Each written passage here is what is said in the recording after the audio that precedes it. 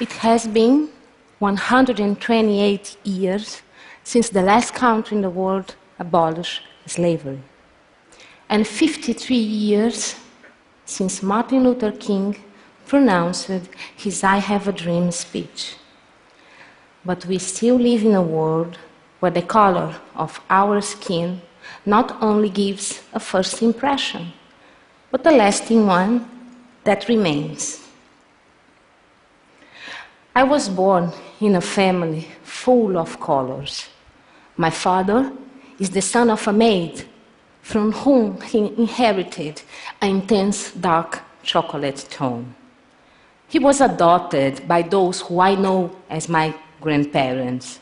The matriarch, my grandma, has a porcelain skin and a cotton-like hair. My grandpa was somewhere between vanilla and a strawberry yogurt tone, like my uncle and my cousin. My mother is a cinnamon skin, daughter of a native Brazilian with a pinch of hazel and honey, and a man mix of coffee with milk, but with a lot of coffee. She has two sisters, one in a toasted peanut skin, and the other, also adopted, more on the beige side, like a pancake. Growing up in this family, color was never important for me. Outside home, however, things were different soon. Color had many other meanings. I remember my first drawing lessons in school as a bunch of contradictory feelings. It was exciting and creative, but I never understood the unique flesh color pencil. I was made of flesh, but I wasn't pink. My skin was brown, and people said I was black. I was 7 years old with a mess of colors in my head. Later, when I took my cousin through school, I was usually taken for the nanny.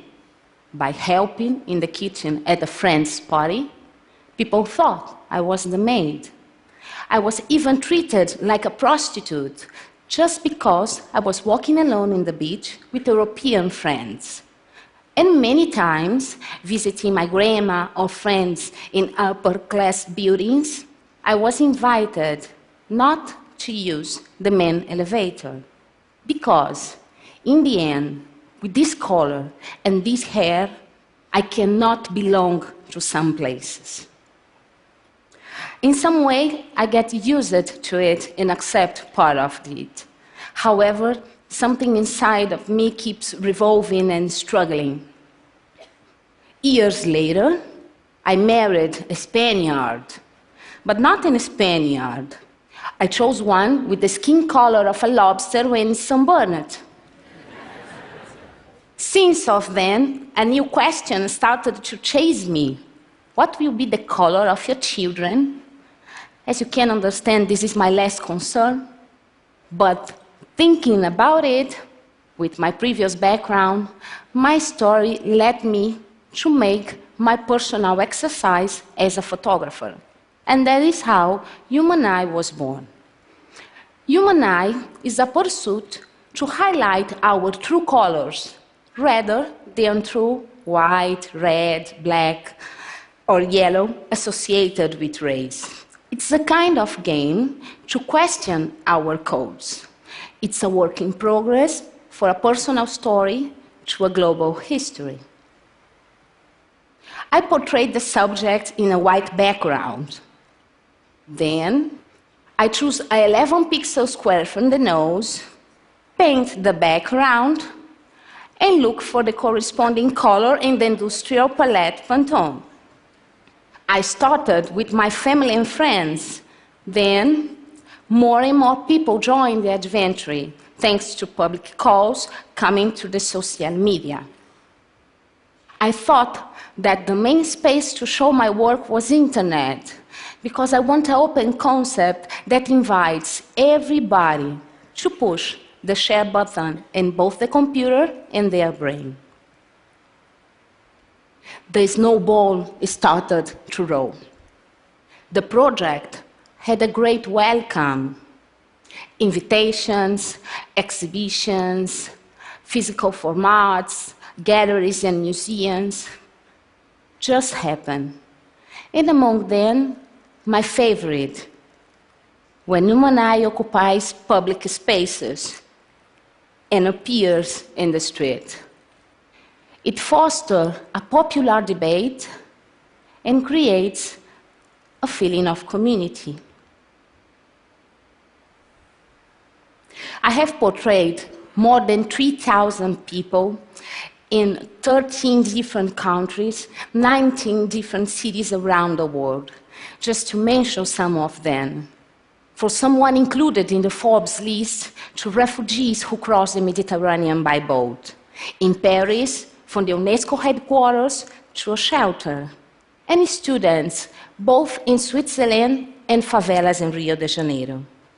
All kinds of beliefs, gender identities, or physical impairment. A newborn or terminal ill. We all together build human eye. Those portraits make us rethink how we see each other. When modern science is questioning the race concept, what does it mean for us to be black, white, yellow, red? Is it the eye, the nose, the mouth, the hair? Or does it have to do with our origin, nationality, or bank account? This personal exercise turned out to be a discovery. Suddenly, I realized that human eye was useful for many people. It represents a sort of mirror for those who cannot find themselves reflected in any label. It was amazing that people start to share their thoughts about the work with me. I have hundreds of that I will share with you too. A mother of an 11-year-old girl wrote me, "Very good for me as a tool to work on her confidence. As this past weekend, one of her girlfriends argued with her that she does not belong and should not be allowed to live in Norway. So, your work has a very special place in my heart, and it's very important for me."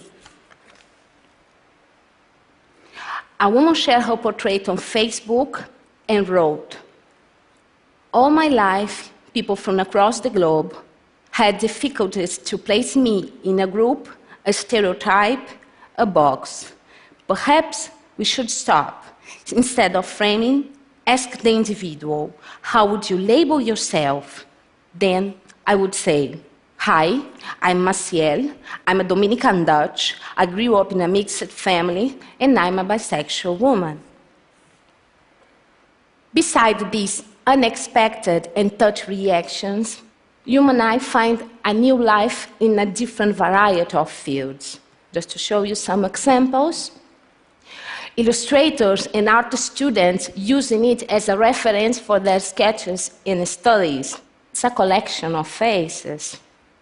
Researchers in the fields of anthropology, physics, and neuroscience use human eye with different scientific approaches related to human ethnicity, optophysiology, face recognition, or Alzheimer's. One of the most important impacts of the project is that human eye was chosen to be the cover of Foreign Affairs, one of the most relevant political publication. And talking about foreign affairs, I found the perfect ambassadors for my project. Teachers, they are the ones that use human eye as a tool to educational purposes. Their passion encourages me to go back to a drawing classes, but this time as a teacher myself. My students, both adults and kids, paint their self-portrait, trying to discover their own and unique color.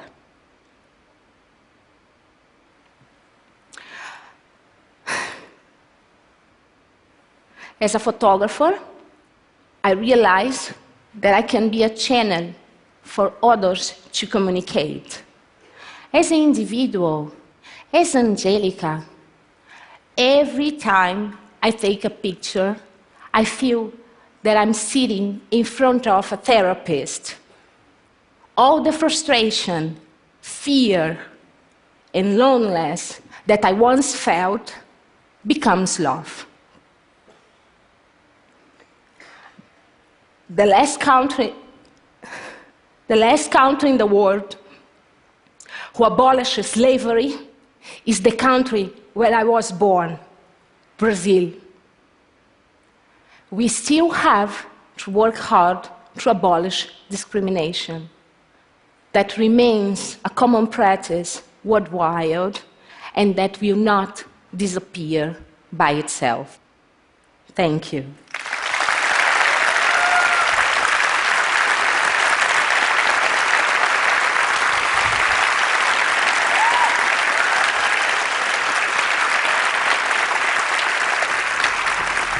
Thank you.